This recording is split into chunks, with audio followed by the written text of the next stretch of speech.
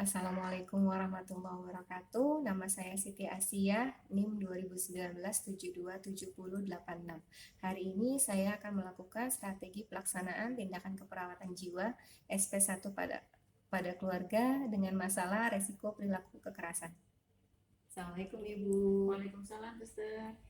Perkenalkan, nama saya Suster Asia. Saya perawat yang bertugas di ruangan ini.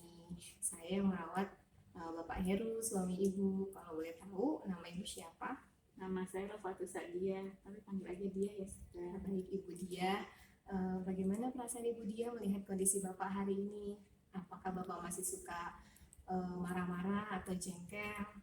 Saya lihat sih Bapak masih suka marah-marah ya, Suster ya. Masih suka pengen pukul-pukul gitu. Baik Ibu, tujuan saya mengajak Ibu ke sini, saya ingin berbincang-bincang dengan Ibu mengenai masalah Ibu dalam merawat Bapak. Saya minta waktunya sama Ibu kurang lebih 15-20 menit Bu. Tempatnya di sini di ruang perawatan. Apakah Ibu bersedia? Iya, Suster, boleh, saya bersedia. Baik Bu, bisa Ibu ceritakan kepada saya masalah apa yang Ibu hadapi dalam merawat Bapak? Saya masih suka takut ya, Suster ya, kalau lagi lihat Bapak marah-marah gitu. Kalau udah lagi marah-marah gitu, saya mendingan menghindar gitu, saya mendingan pergi, Suster, dari Bapak. Oh baik, saya akan coba menjelaskan ya Bu, apa sih yang bikin Bapak, apa sih penyebab marah, apa sih yang bikin Bapak jadi suka marah-marah dan ngamuk. Jadi perasaan marah itu adalah perasaan yang wajar ya Bu, karena tapi apabila marahnya itu tidak disalurkan dengan baik, itu bisa berbahaya untuk Bapaknya sendiri, untuk orang lain, dan juga untuk lingkungan di sekitar Bapak. Jadi kemarin itu saya sudah berbincang-bincang juga sama Bapak. Saya sudah tanya sama Bapak apa penyebab yang membuat Bapak ini memancing Bapak menjadi marah. Jadi ketika Bapak merasa direndahkan atau Bapak merasa keinginan yang dia inginkan itu tidak terpenuhi, itu yang bikin Bapak menjadi emosinya terpancing menjadi marah. Nah, yang bisa Ibu lakukan ketika Bapak marah, yaitu Ibu bisa coba tenang, hadapi Bapak dengan tenang, berbicara pelan tapi tegas. Terus kalau bisa jauhkan barang-barang yang dapat membahayakan seperti benda tajam, pisau, gelas, dan juga jauhkan anak-anak dari jangkauan Bapak supaya mencegah terjadinya Bapak mencederai orang lain seperti itu. Kalau terjadi hal Bapak marah-marah dan ngamuk itu masih tidak bisa diatasi juga, Ibu bisa bawa Bapak ke puskesmas atau rumah sakit jiwa. Dengan sebelumnya Ibu minta bantuan dengan orang lain ya untuk mengikat Bapak, ya Bu. Jadi diikatnya itu dengan cara tangannya Bapak diikat ke belakang dengan tali yang biasa aja, tapi ikatnya diikat mati supaya tidak mudah lepas gitu. Sambil Ibu beri pengertian kepada Bapak bahwa tujuan mengikat ini bukan untuk menyakiti, tapi untuk mencegah supaya Bapak tidak mencederai orang lain atau melukai diri Bapak sendiri. Seperti itu Ibu. Bagaimana Ibu? Apakah Ibu jelas dengan penjelasan saya? Iya, saya mengerti, Suster.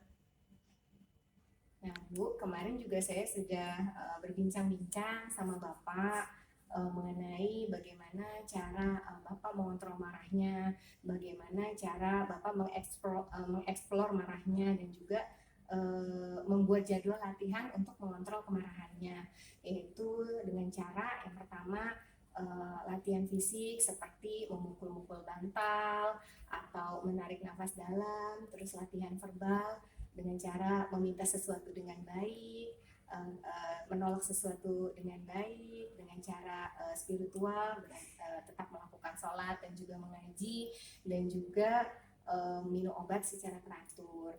Kalau misalnya nanti ibu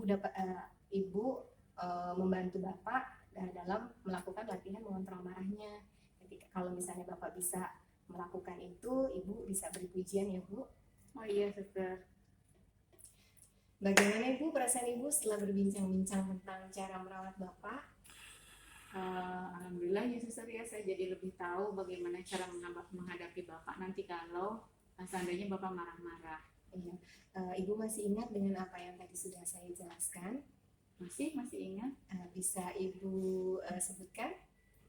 Jadi nanti Bapak kalau misalnya udah ada tanda-tanda mau marah seperti mukanya tegang, tangan terus mengepal, itu tandanya Bapak akan marah-marah. Jadi nanti saya harus menjauhkan Bapak dari barang-barang yang benda tajam seperti gelas atau pisau.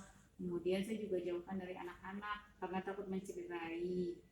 Terus nanti kalau misalnya Bapak marah-marah, saya harus lebih tenang. Saya berbicara dengan lembut tapi tegas. Kemudian kalau misalnya setelah itu Bapak tetap masih marah-marah, nanti saya mengikat Bapak dengan cara tangannya diikat ke belakang, terus dengan tali biasa aja. Ikatnya kalau bisa yang mati, ikat mati karena agar tidak lebih mudah terlepas. Kemudian nanti saya pergi ke puskesmas atau ke rumah sakit jiwa terdekat ya suster ya. Iya betul Ibu, bagus sekali Ibu. Terima kasih suster.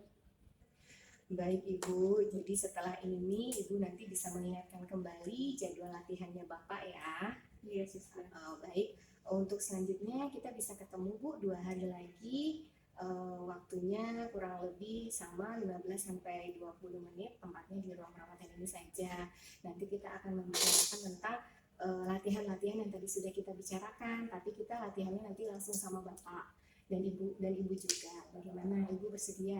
Iya suster, saya bersedia. Oke, baik Ibu, terima kasih untuk waktunya. Assalamualaikum. Waalaikumsalam warahmatullahi wabarakatuh. Setelah melakukan tindakan keperawatan, perawat tidak lupa melakukan dokumentasi keperawatan pada catatan perkembangan pasien.